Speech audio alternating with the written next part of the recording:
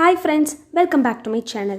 இன்னைக்கு நம்ம சேனல்ல ஒரு கேக் ரெசிபி தான் செய்ய போறோம். Chocolate moist cake. இந்த கேக் செய்யிறது ரொம்பவே ஈஸி. இதுல நான் எக்ஸ், whipping creams எதுமே யூஸ் பண்ணல. சாக்லேட்ஸ் கூட கம்மியா தான் யூஸ் பண்ணியிருக்கேன். இந்த ரெசிபி எப்படி செய்யிறதுன்னு பார்க்கறதுக்கு முன்னாடி நீங்க என்னோட வீடியோஸ் இத ஃபர்ஸ்ட் டைம் பார்க்கறீங்கன்னா மறக்காம subscribe பண்ணுங்க. கூடவே இருக்க பெல் ஐகானை கிளிக் பண்ணுங்க. இப்போ இந்த கேக் எப்படி செய்யிறதுன்னு பார்த்தறலாம். மிக்ஸிங் பவுல்ல 1/2 கப் தேங்காய் எண்ணெய் எந்த பவுல்ல தேங்காய் எண்ணெய் மெஷர் பண்றீங்களோ எல்லா இன்கிரிடியன்ட்ஸ்மே அதே கப்ல மெஷர் பண்ணிக்கங்க.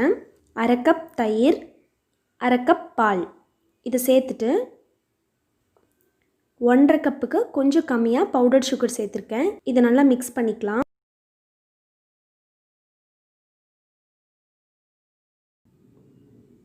நல்லா mix பண்ணிட்டு 1.25 கப் மைதா எடுத்துர்க்கேன். இத கொஞ்சம் கொஞ்சமா சலிச்சு mix பண்ணிக்கலாம். ஒட்டுக்கா சேர்த்து mix பண்ணீங்கன்னா mix பண்ற கொஞ்சம் கஷ்டமா இருக்கும். அதனால கொஞ்சம் கொஞ்சமா சேர்த்து mix பண்ணிக்கங்க.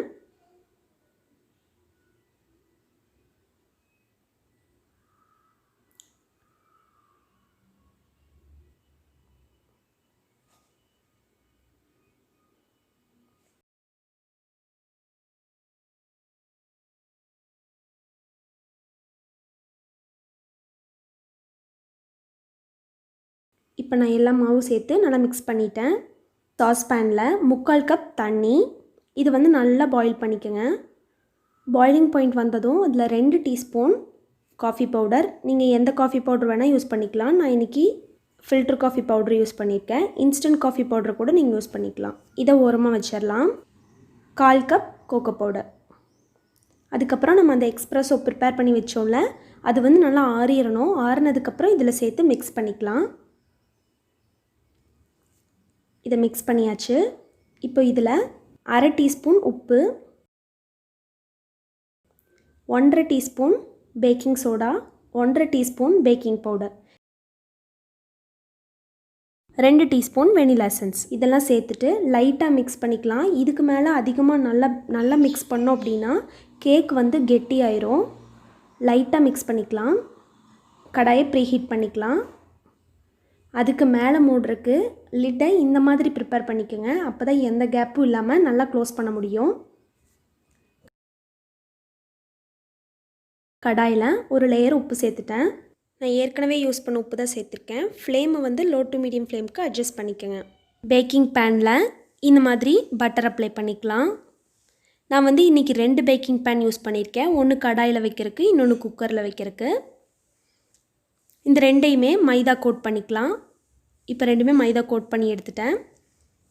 நம்ம ப்ரிப்பேர் பண்ணி வச்சோம்ல அந்த பேட்டர் பாருங்க எவ்வளோ பபிள்ஸ் இருக்குன்னு. அதிகமாக மிக்ஸ் பண்ணால் இந்த பபிள்ஸ் எல்லாம் பிரேக் ஆகிட்டு கேக் ஹார்ட் ஆயிரும். அதனால் லைட்டாக மிக்ஸ் பண்ணிக்கங்க.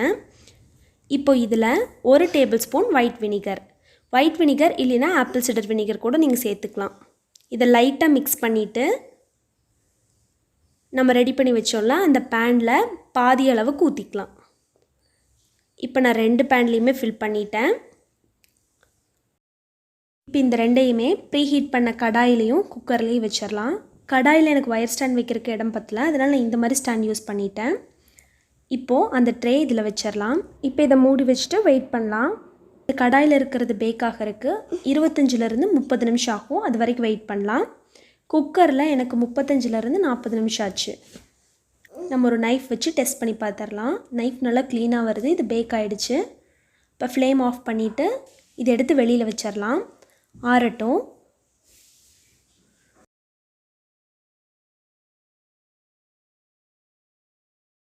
ஆறுனதும் டீமோல்ட் பண்ணிடலாம். இப்போ ஆறிடுச்சு. டீமோல்ட் பண்ணிட்டேன்.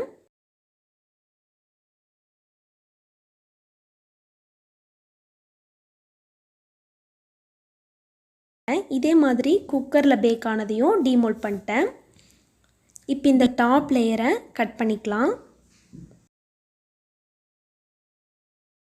பேக்கிங் பேனில் வச்சோம்ல அது மேலே சாக்லேட்ஸை மெல்ட் பண்ணி வச்சுருக்கேன். அதை கொஞ்சம் ஊற்றிட்டு குக்கரில் பேக் பண்ணதை மேலே வச்சுட்டேன். இந்த மாதிரி இப்போ சாக்லேட் மெல்ட் பண்ணது இருக்குல்ல அதில் 2 டேபிள் ஸ்பூன் அளவுக்கு சாக்லேட் சிரப் சேர்த்துட்டேன். மிக்ஸ் பண்ணிவிட்டு இதை வந்து நம்ம ரெடி பண்ணி வச்சோம்ல அந்த கேக் மேலே ஊற்றி இந்த மாதிரி அப்ளை பண்ணிடலாம்.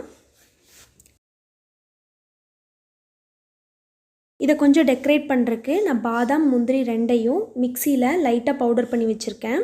அதை இந்த மாதிரி மேலே தூவி விட்டுறலாம்.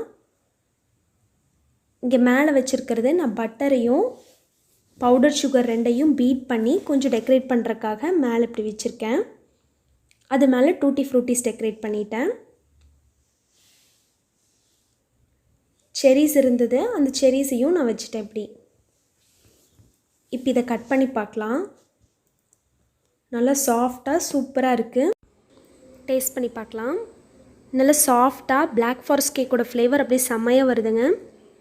இந்த பிக்சர் வந்து எங்களோட 5th ஆனிவர்சரிக்கு நான் செஞ்சப்போ எடுத்த பிக்சர். கண்டிப்பாக இந்த ரெசிபி நீங்கள் வீட்டில் ட்ரை பண்ணி பார்த்துட்டு உங்களோட கமெண்ட்ஸை கமெண்ட் செக்ஷனில் சொல்லுங்கள். தேங்க்யூ ஃபார் வாட்சிங். இன்னொரு நாள் இன்ட்ரெஸ்டிங்கான வீடியோவில் உங்கள் எல்லாத்தையும் மீட் பண்ணுறேன். பாய்.